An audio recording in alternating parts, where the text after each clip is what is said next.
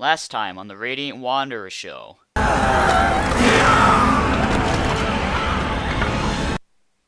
And now, the sequel. Sands of Time was a success, so they made it the sequel, War Within. It was remembered as the black sheep of the Sands of Time trilogy. Unlike the last game, where I had no emotional reaction leading to a forgettable game, this is the total opposite. This is a game I remember to be insanely frustrating. Is it as bad as I remember? Let's find out.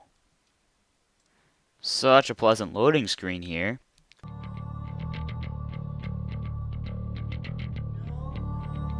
From the title screen I can hear, "Screw the last game's themes, let's go totally goth and heavy metal!" Before I blabber on about the game, I want you to watch the opening cutscene with my comment.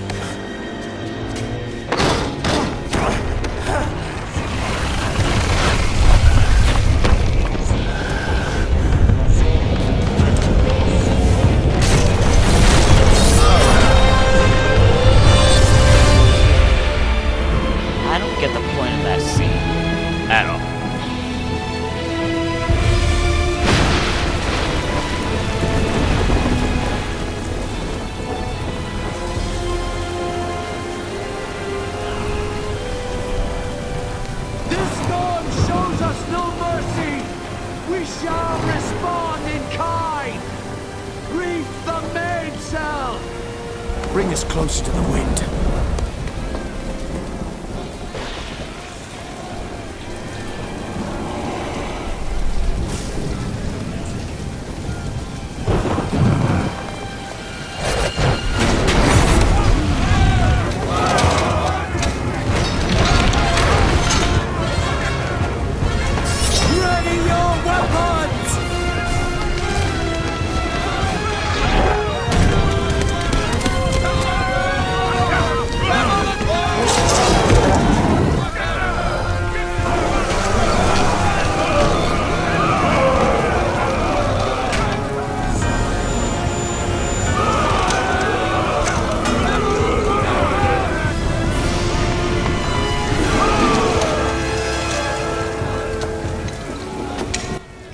Whatever happened to not over-sexualizing characters?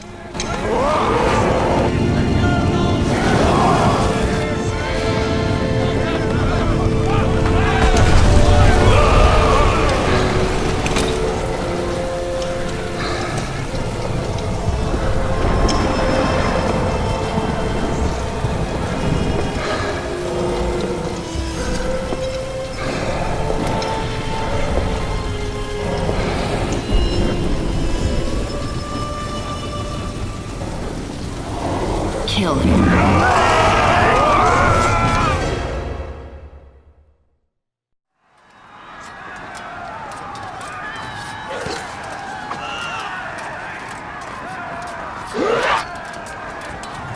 Finally, the game friggin' started.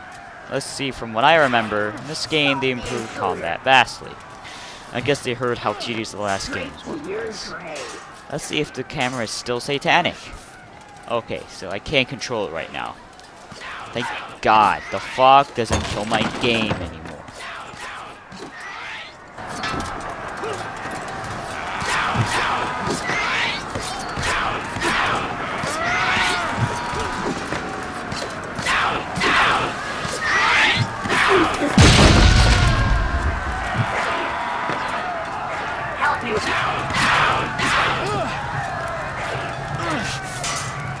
have no time for this.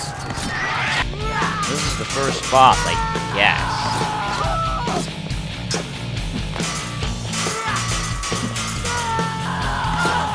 Next!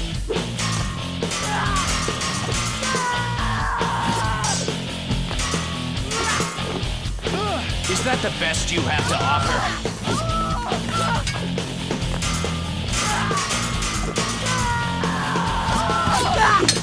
You bitch!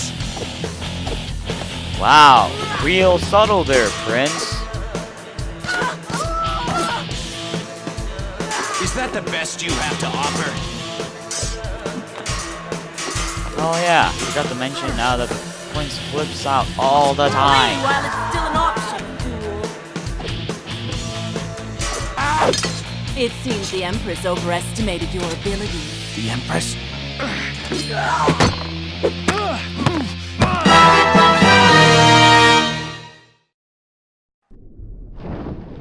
The island of time. The place where the sands were created. The place from which the Maharaja stole the hourglass.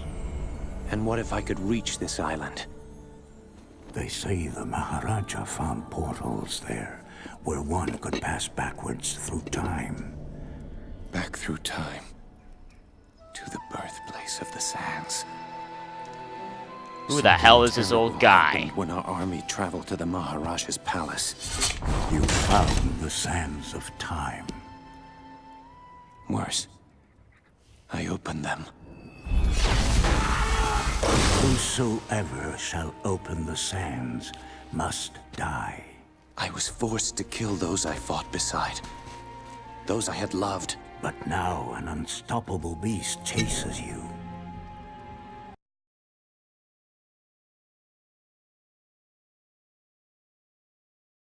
Afterwards, the prince finds himself on the island of time, weaponless. So the prince finds the most badass weapon he could use. A stick.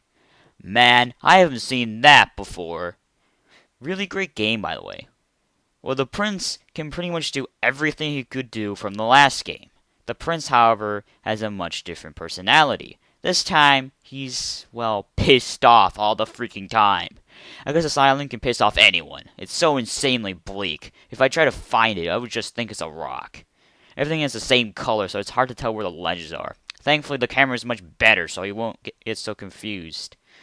Because you can see ledges blending in on many perspectives. There's the normal camera, the one that focuses on the combat. The zoomed out camera, the one you use to skip combat. And the first person camera, the one you use for avoiding stupid mistakes in platforming.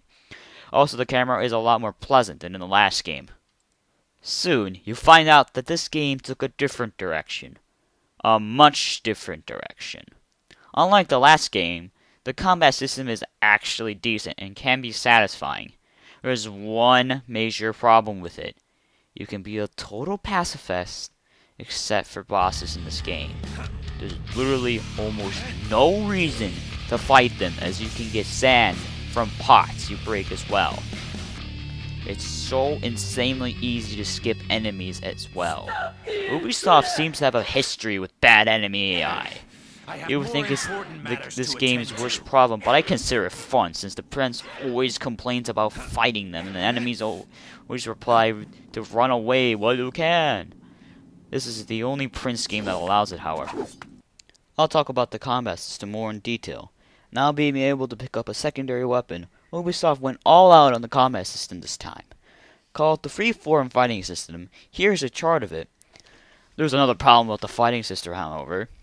It's the sand powers. In this game, you have the power to slow down time and not make it affect you. You can also turn on the quick attack mode at the same time. This can be quite broken at times. By that I mean it completely demolishes the bosses.